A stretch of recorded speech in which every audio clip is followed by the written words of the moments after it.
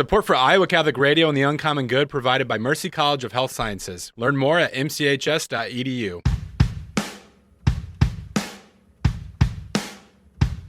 Welcome, folks, to the Uncommon Good with Bo Bonner and Dr. Bud Marr. Every week, diving deep into the truth of Catholic social teaching and restoring all things in Christ. The Uncommon Good is on the air. I'm Bo Bonner. I am Dr. Bud Marr. We're coming to you from these United States of America, here in the middle of the country, Iowa, Des Moines. That's the place, y'all. And what we're being broadcast from, through, Iowa Catholic Radio is what I'm getting at.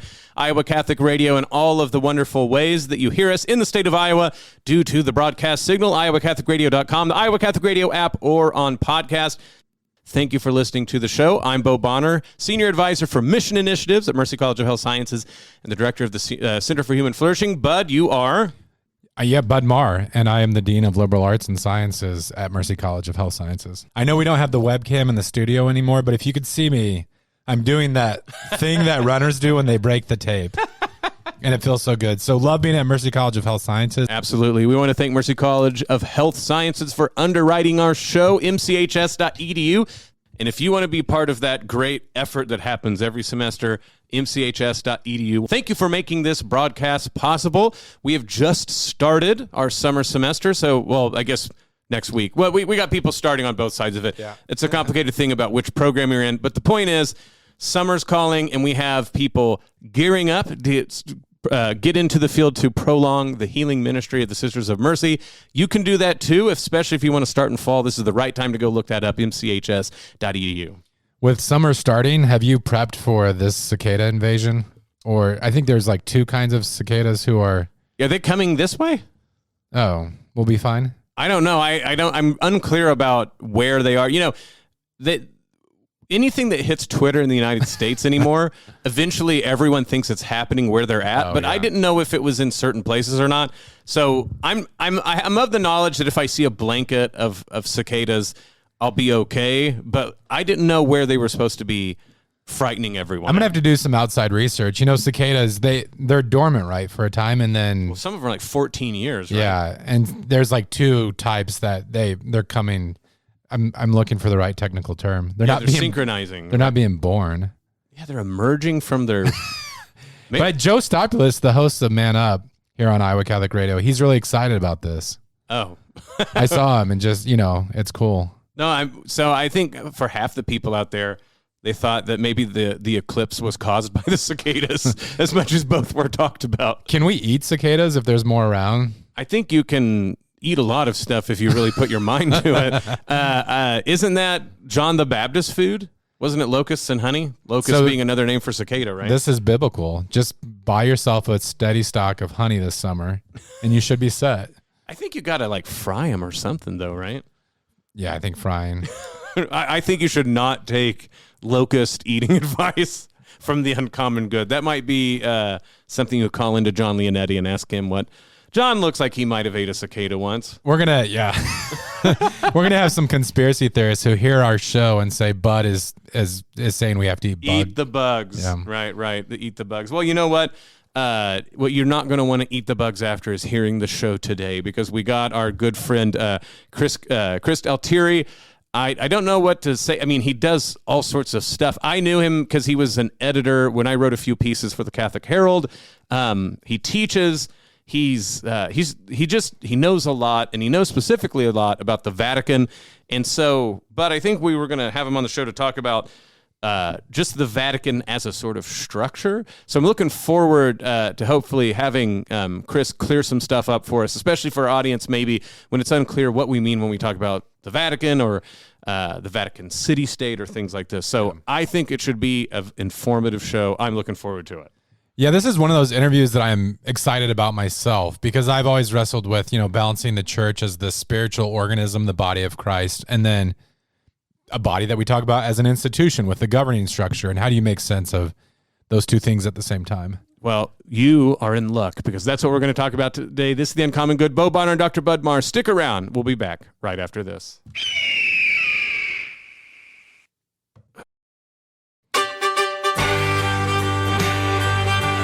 Back with the Uncommon Good. Bo Bonner and Dr. Bud Marr joining you this week. Thank you for listening to the show. It's so wonderful to have you with us, no matter how you are listening in, be that on the airwaves, online, or on the podcast. Thank you for listening to the show. Today, we have a very special guest with us, Christopher Altieri, who I was asking what he wants me to introduce him as, but, you know, utility infielder. Do you remember Jose... oh, man, I'm going to mess up his name. He was a Cardinal guy who played every position. But this guy's been an editor. He's been a writer. He's been a teacher. But mostly what he is, and what we're going to use his knowledge for today, is Vatican Insider. Is that an official title that I can call you, Chris? Maybe former Vatican Insider, Vatican Insider. It's tough to be an insider from the outside, which is something that I remind folks. But I keep my ear to the ground, I guess, and I stay in touch with folks back on the other side of the pond, you know? Well, we appreciate you being on the show today and being our guest. That's one of the things we wanted to talk about is, again, utilizing your knowledge. When people hear about the myriad things going on in the Vatican, Americans, I think, have in some ways they think it's like, oh, just the biggest parish in the world called Rome or Roman Catholicism, or maybe they think of it more like an NGO. The idea that the Vatican itself is a state, or it's a society that has its own sort of inner logic and norms and laws and rules, it's kind of hard for people to grasp. So in light of news coming fast and heavy, especially when we have open-air discussions about the church trying to be more synodal and what that might mean when we're talking about the world's longest monarchy that I think is still continuously going, we were going to have you come in and maybe talk about ways that we can right-size our minds to when we talk about what's going on in the Vatican. And so I throw out this first open-ended question to you. What is one of the first things that you think, if people want to really get a grasp of how the operations level of the Vatican works, what's one thing, the first thing you tell them they got to wrap their mind around? Well, the first thing you've got to realize is that the Vatican doesn't exist. The Vatican is scribbling shorthand for a very loosely organized, if I could put it that way, the set of offices, organs, organisms, organelles, competences, administrative, bureaucratic, and governmental apparatus, part of which belongs to the Vatican city-state, and part of which belongs to the Holy See, which is the sovereign subject of international law. Now, these days under Francis, there's been a good bit of confusion and conflation of the Vatican City and of the Holy See. Vatican City is, if I could put it this way, owned and operated by the Holy See. It has its own special juridical status and its own civil governing structure, right?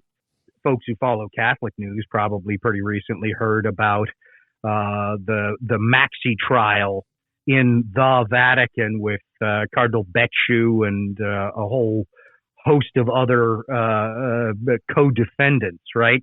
That was a trial, a criminal trial in the secular arm, if you will, of Vatican City, right? That conducted that trial. Vatican City law tends to apply, for example, in the extraterritorial holdings of the Holy See, like the offices of the thing that used to be called Vatican Radio, where I worked for more than a dozen years when I was in the city. There are all sorts of things like that, and you'd have to either hang on to your hats or, take some, no doubt legally prescribed and doctor supervised meth in order to stay awake for it, for me to walk you through all the wonkiness on that, right?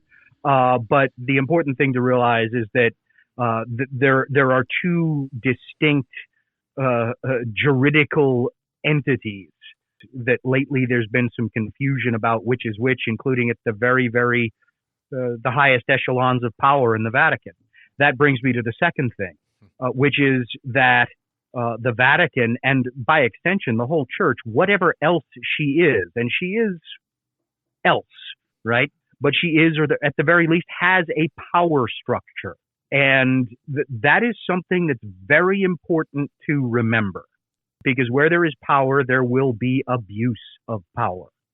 How that power is checked institutionally, organically, that's important. And in the history of the church, it's been far more important than, if you don't mind my saying so, fellas, than the folks who are in power now are want to admit or would like us to notice.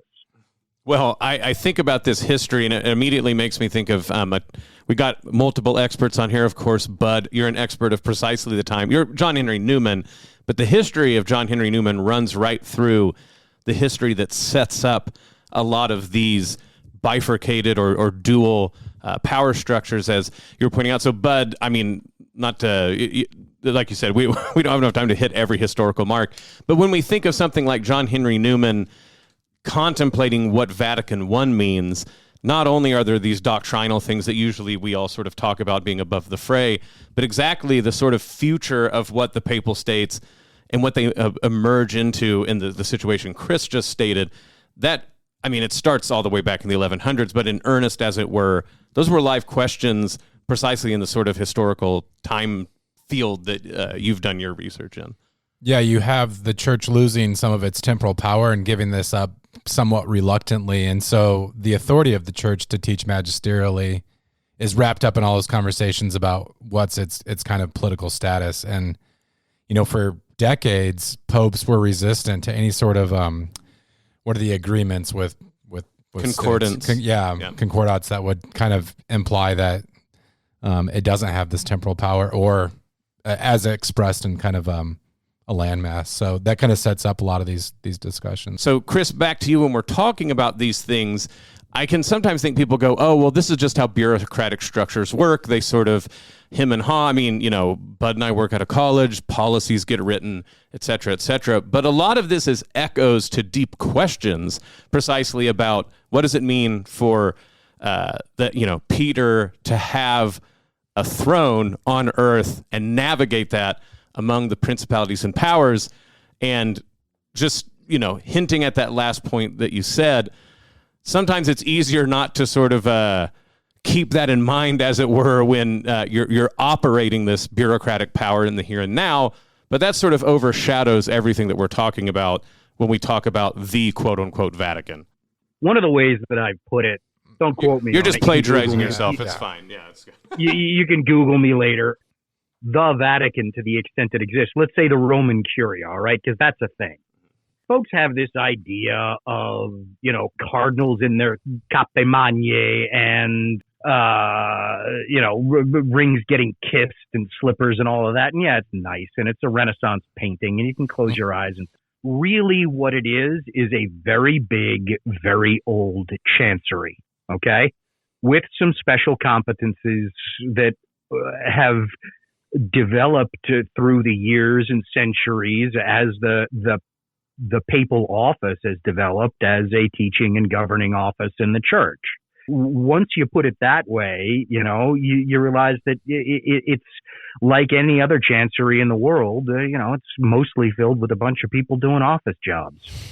Yeah, Chris, your first point that you made about the Vatican not being this monolithic reality, but made up of different, sort of threads and things like this is well taken.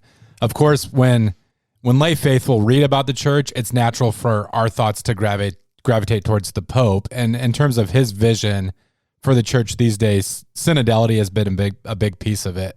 I was reading an article by yours, and you point out that when we talk about the etymology of this word, sometimes we're kind of fast and loose with it, but the translation that's normally given is like journeying together. And it's kind of this doctrinal discernment that includes not just bishops, but expert theologians and even laity and things like this.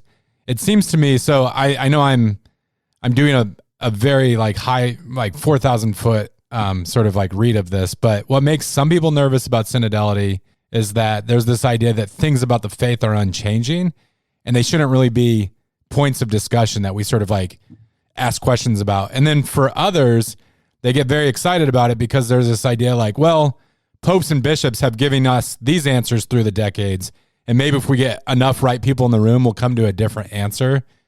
I guess if I could phrase it in a question, how would you kind of encapsulate what's going on with how Pope Francis talks about synodality? And do you think my assessment is sort of like the anxieties and anticipations is fair? Well, as a description of the anxieties that people have on one side or the other and in the middle and all around, sure, right?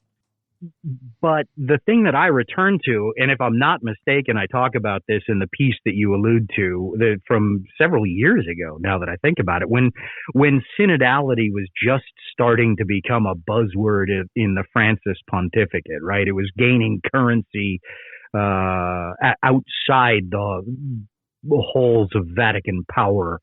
Synhodos is journeying together. I think Nicholas of Cusa maybe tossed that out at some point. So there's a bit of pedigree to the etymologie sauvage, but it's still an etymologie sauvage, right? It just means crossroads or meeting point etymologically, and it could have been the meeting point of two armies, not necessarily ones on the same side of the issue. A meeting point, and a permanent one, a stable one, right? Okay. Fine. In the Christian East, a thing called the Synod is an organ of church government. It has definite powers. It has its own structure. It has its own dynamics. It has a history of use that informs the way that the Christian faithful of every age and state of life in the church use it for purposes of exercising governance in the present. In the Christian West, the Latin church, as it were, right, it just isn't and hasn't been for a very long time, mostly because of the way that the power of the papal office developed in its exercise, mostly in the West. It's a fact of history with which I think we need to contend. In the wake of the Second Vatican Council, Pope St. Paul VI set up a thing that he called the Synod of Bishops, has the same name, but it was basically a talking shop, right?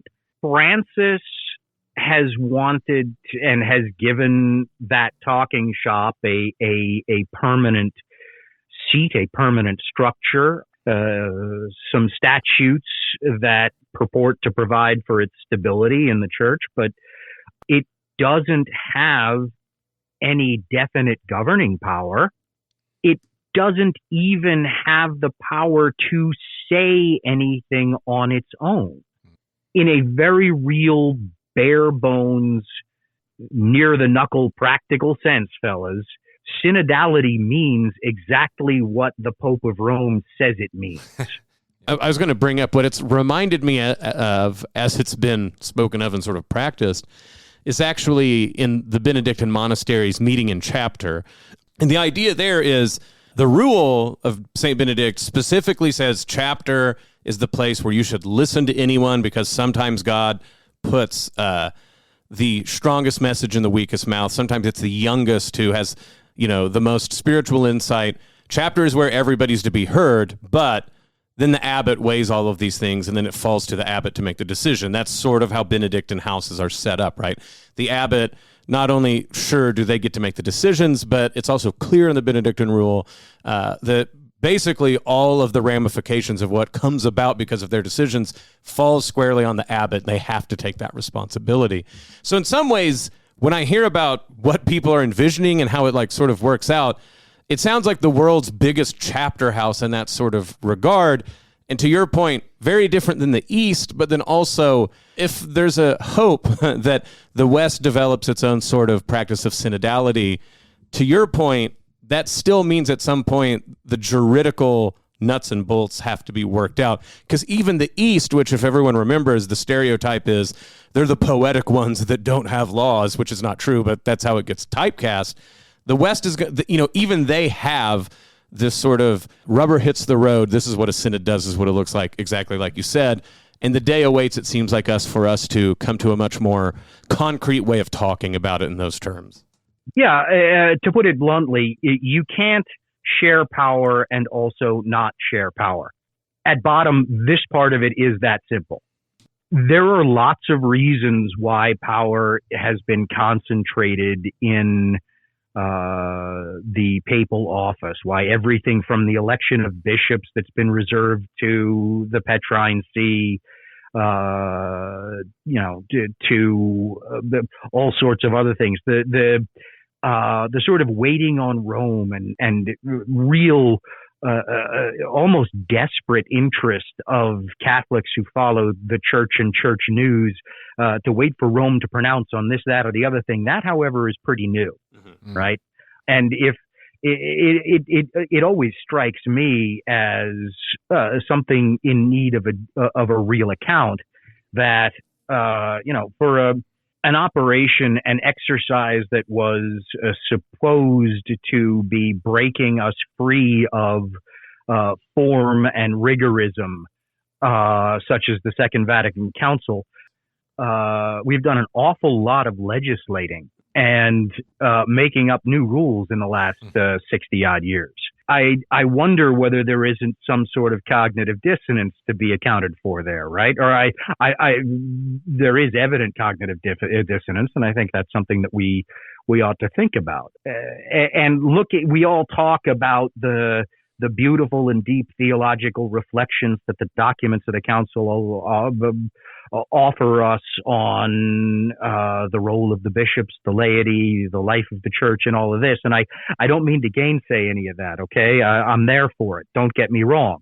Having said that, it was very much a bishop's council. And, one of the things that we're dealing with in the church right now is, I don't mind if you guys don't mind, I'll say it so you don't have to, sclerotic dysfunction at the governing levels of the hierarchy in the church, because everyone can pass the buck on to everyone else. It's easy for a pope to sit back and say, "Oh, I'm decentralizing. You bishops handle everything." And then the bishops, turn around and say, "Well, yeah, we see that there's a mess in this or that or the other area of church life, but we can't. Only the pope can discipline a bishop, so we can't pull the trigger on any of our brothers.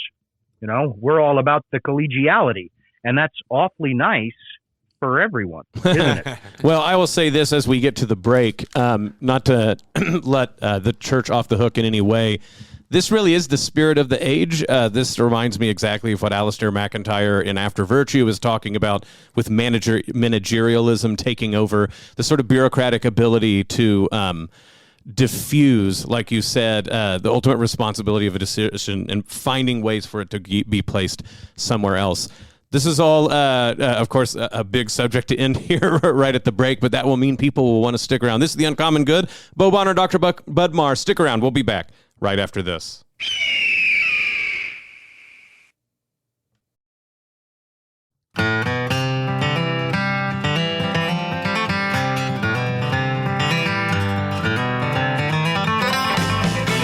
Back with The Uncommon Good. Bo Bonner and Dr. Bud Marr joining you this week. Thank you for listening to the show. It's wonderful to have you with us. Thank you for your long-time support. We have with us still, for our second segment, Chris Altieri. Like I said, utility infielder, outfielder in the church's communication sphere. I didn't even make the connection that you worked for Vatican Radio, as you pointed out in the last segment.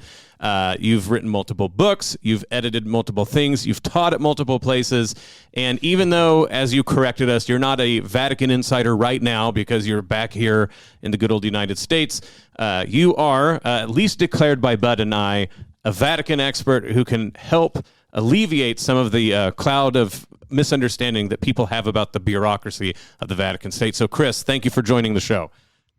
Thanks, Bud. And I've been thinking about it ever since you brought it up at the top of the first segment there, and it made me, I think we should go with elder statesman. Okay. Well, I didn't want to throw out age, but if you're going to, elder statesman. All right, Bud. Bud has a question leading on, right back where we ended in that first segment. Yeah, Chris, during the first segment, we were talking about these different dynamics in the church and sometimes groups or factions that even stand in tension.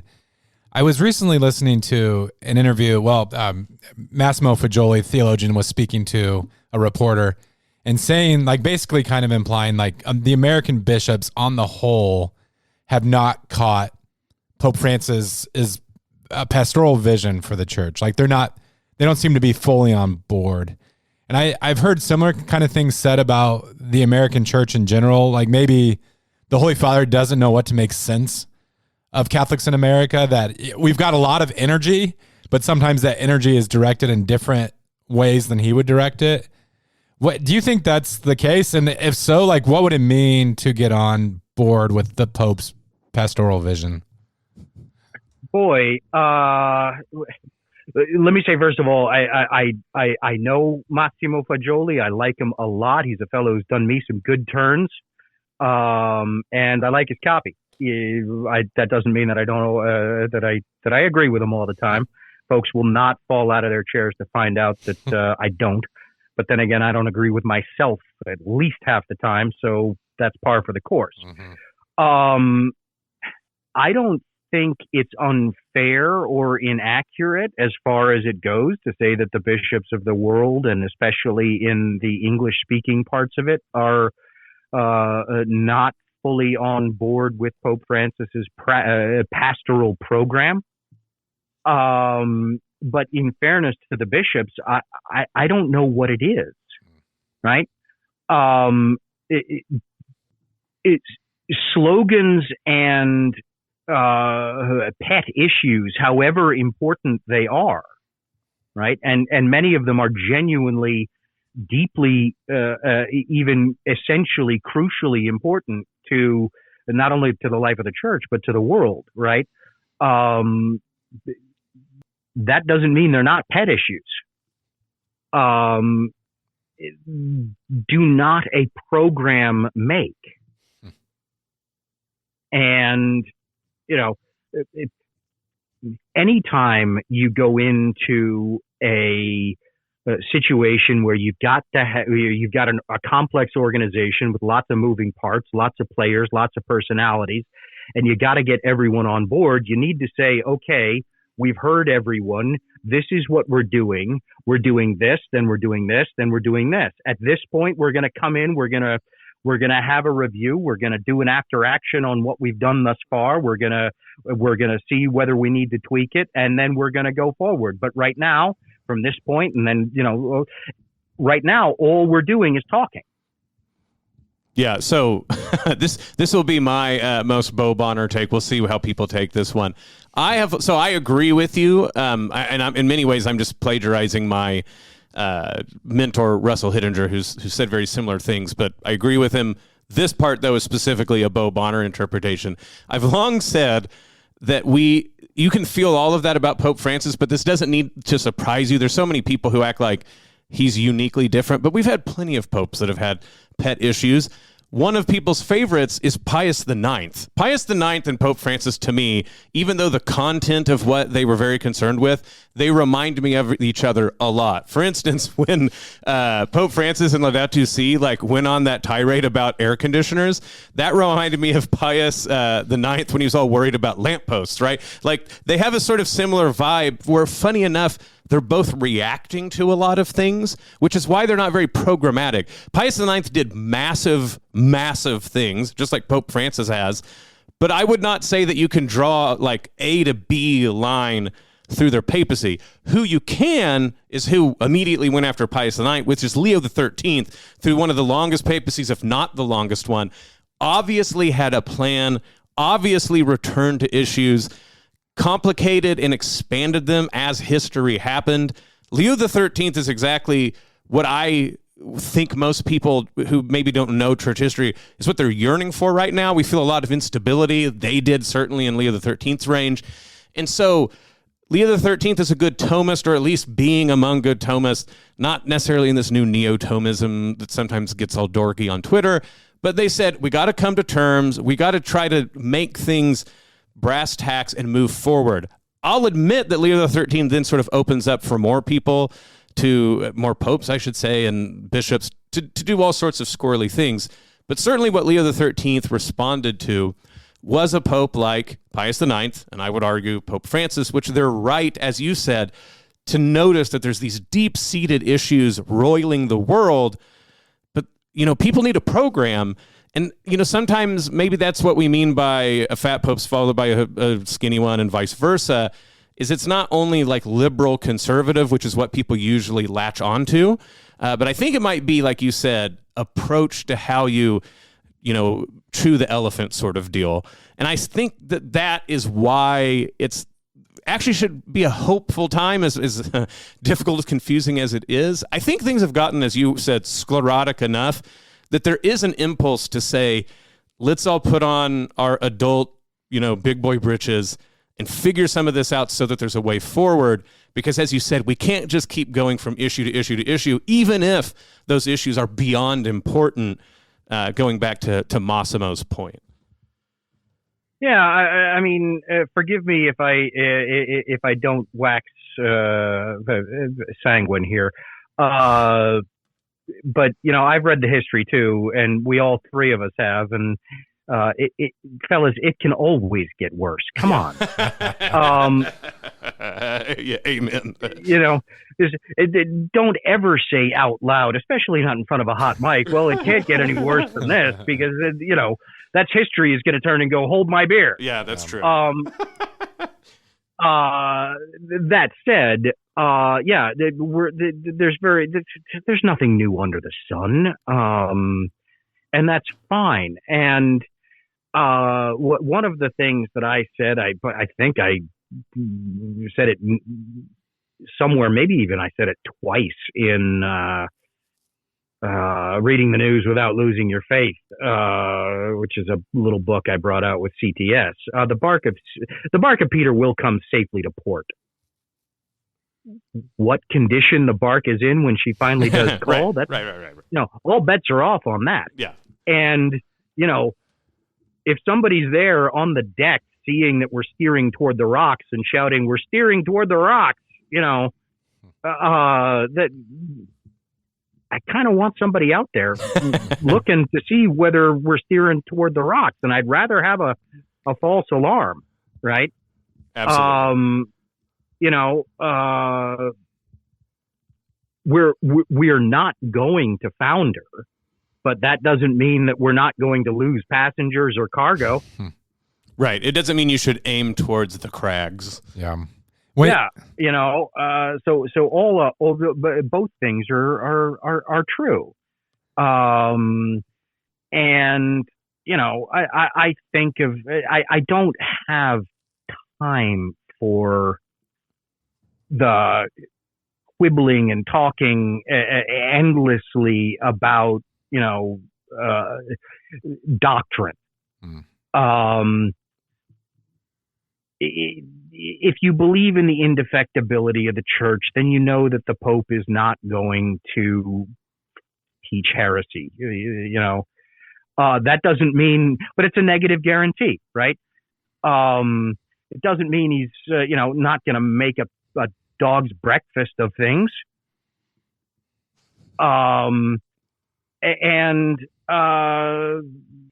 Guys, I feel very often, you guys have seen The Untouchables? Yeah. All right. Well, you remember the scene where Sergeant Malone is in his, Chicago digs there, and one of Frank Nitty's henchmen is in his apartment, and it's a setup to draw him out into the alley so Frank Nitty can light him up with a Tommy gun. Right. Yeah. And Malone thinks he's got the drop on the guy, and he's got a sawed-off shotgun in the oven because, of course, I guess he's got the whiskey bottle in the oven, and the sawed-off is underneath it, or he's holding. Anyway, because of course you do, right? Right. Yeah.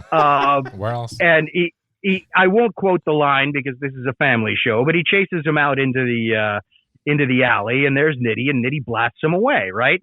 The line, ain't that just like you?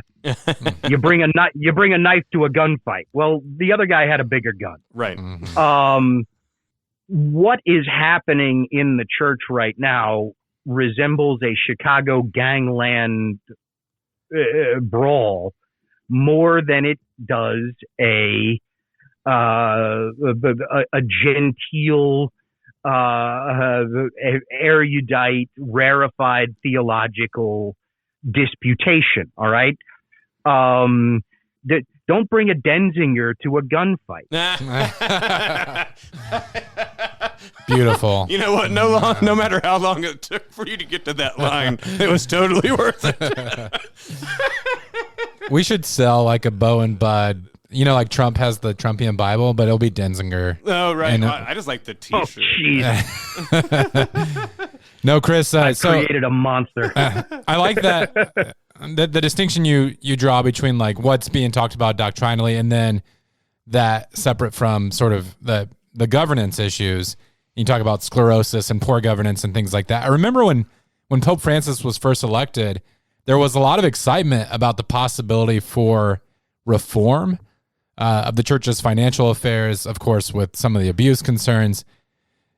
I feel like Catholics are, those who pay attention are justifiably kind of underwhelmed about how much reform has been possible in those areas. Well, and I think fairly and rightly so. I think that a Pope's record of leadership in those things is as amenable to criticism as any other leaders, right? And I just, Francis hasn't governed well. He didn't create the messes, right? He inherited them, but he's Pope now. So we look at what he does, and that's, as far as I'm concerned, the watchdog function of journalism. Not to tell people what to think about this or that doctrinal pronouncement of this or that office. Those are stories that are going to make the news. But even when they do, they're interesting as acts of governance, not so much as,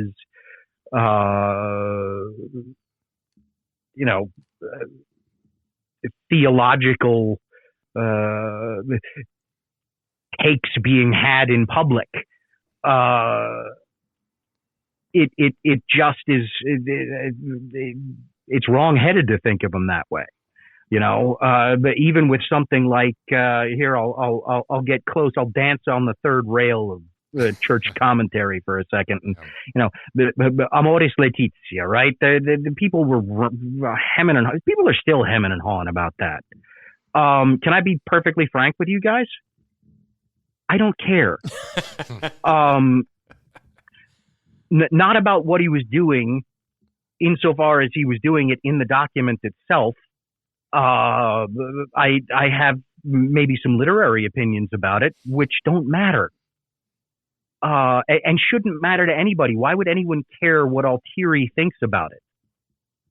What I can tell you, though, is that a post-synodal apostolic exhortation is, of set purpose, a conversation starter. That's what it is supposed to do. Now, if you guys remember, while we were trying to figure out what the document said and what it meant and all of that, so that we could have a conversation, there were bishops' conferences all around the world skipping the part where we had a conversation and jumping to the point where, by special legislation, they were implementing the document. Okay? Now, why does a conversation starter need laws to implement it? That doesn't make any sense, guys. Yeah. No. So and then keep going. And Francis, he put his finger on that scale when he when he threw his weight behind the Buenos Aires bishop's take on what he was saying, and there were others that I'm not going to go and run through the whole thing, right? There's no other interpretation. And then there's a whole cottage industry of people who are defending, explaining, cheerleading for the Pope, which is fine. It's a free country, and people are, can say what they want to say, and that's great, right? But you all remember the story about Francis going to Cardinal Schönborn and asking him, is this thing orthodox? After the fact, apparently, right? And Schönbrunn was able to assure him, no, yeah, it's perfectly orthodox. It's fine, right? Well, if the Pope is able to wonder and have concerns about the orthodoxy of his own document, it's okay for other people to have questions too. It just is. Well, and I think for me, what I hope people are hearing, just like the Vatican as this sort of quote unquote monolith is not accurate, and there's actually, like you said, this multitude of ways in which what we think of as the Roman Curia and Vatican politics has a lot of moving parts, so that hopefully when people, what I'm getting at is when people worry about one aspect about what's happening over here in quote-unquote Vatican land, that doesn't call into question, like you're saying in your book, that doesn't call into question like why you would have faith in the indefectibility of the church. Mm-hmm. In a similar way, what I hope they're hearing from this conversation is the Pope and our obedience that we owe to the magisterium is quite different than asking if this is the best way to legislate. And not only are you pointing out, so to speak, just practical reasons why that separation needs to be made, but I also think it's also important to point out historically, the faithful have understood this as well, right? That there's a difference between filial obedience to the Pope, but then also having questions about its governance. I forget when this is. I think this is sometime in the Dante years.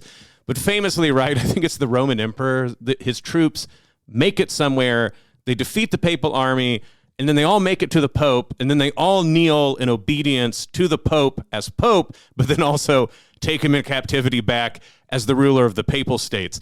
I'm not saying that that's what we should do or that that's great. I'm saying that Christians have wrestled with this the entire time and have been able to make those distinctions so that the questions we have about legislation and governance is not the same thing as magisterial pronouncements, teaching, and the indefectibility of the faith. Yeah, and if Cardinal Richelieu could make actual war on the Pope, and not lose his red hat, then, saying some intemperate things at a talk to a bunch of academics really oughtn't, or even publishing some things that were perhaps ill-advised, fine. Are we really that soft, guys? Are we really that? Come on. You said it earlier. Let's put our big boy pants on for a minute. Well, that means to be the adult of the show, I have to say that we've reached the end of our time. We have to stop this very fun, very insightful exploration of these things. Chris, if with the last bit here on the segment, please make sure to tell people where they can find your work, your books, your writings, or if they just want to keep up with what you are up to as the elder statesman in Vatican Insidership. Yeah, tongue firmly ensconced in cheek when we say that. I'm not sure whether folks can see us, but mine certainly is. And I guess you can find my stuff on Amazon. It's Chris Altieri, Altieri. And you'll find a lot of my stuff published in various and sundry places. My best advice to folks, if you're interested, is Google me, That's not even elder statement stuff. That sounds like the new kids. Actually, you're right. Google's old now too. So Google is for the elder statesman as well. That works. Just Google. You didn't say. You'll find my books on Amazon, I'm sure, right? You'll find absolutely. them at CTS. I think I have one with Tan. I've got another one with Pickwick. They're out there. If you're interested in the political philosophy stuff, that's the earlier one, The Soul of a Nation. That's all in there. But it's been great, guys, and I know you got to wrap it up, so thanks for having me. Well, I don't hear the music yet, but I'm sure you're going to play it in a second. Well, I know that everything's good to go until you start talking about your books being on TikTok. So, Chris Altieri, thank you for coming on the show. This is The Uncommon Good. Bo Bonner and Dr. Bud Marr. Stick around. We'll be back right after this.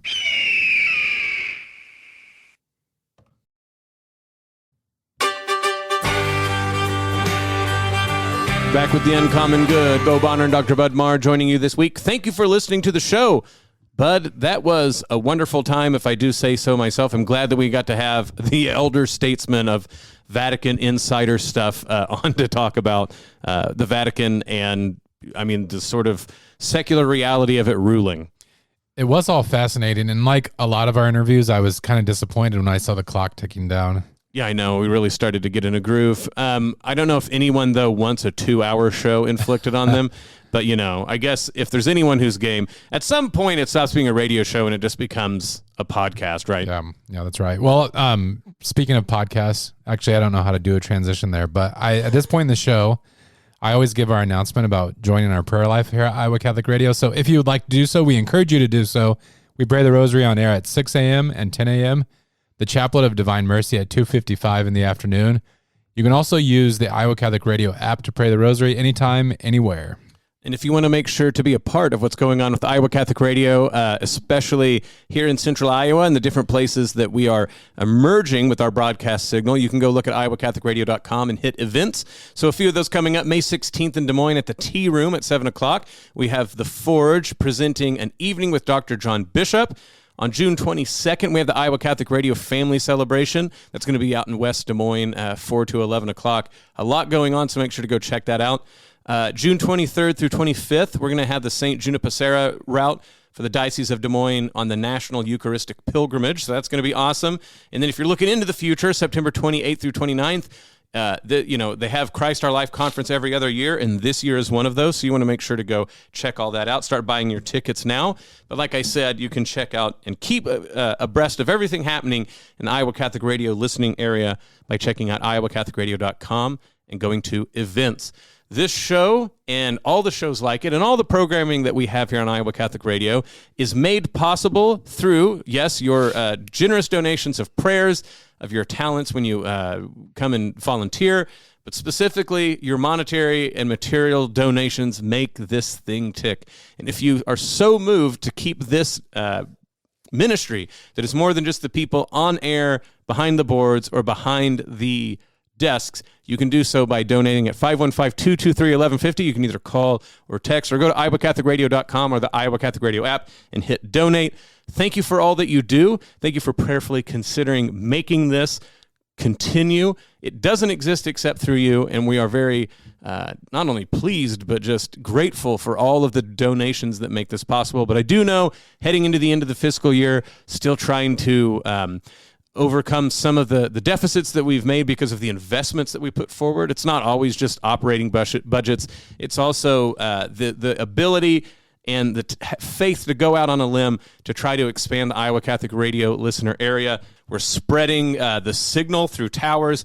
Our podcast, like many who listen to our show on the podcast, that footprint has been expanding as well. So many interesting things going on.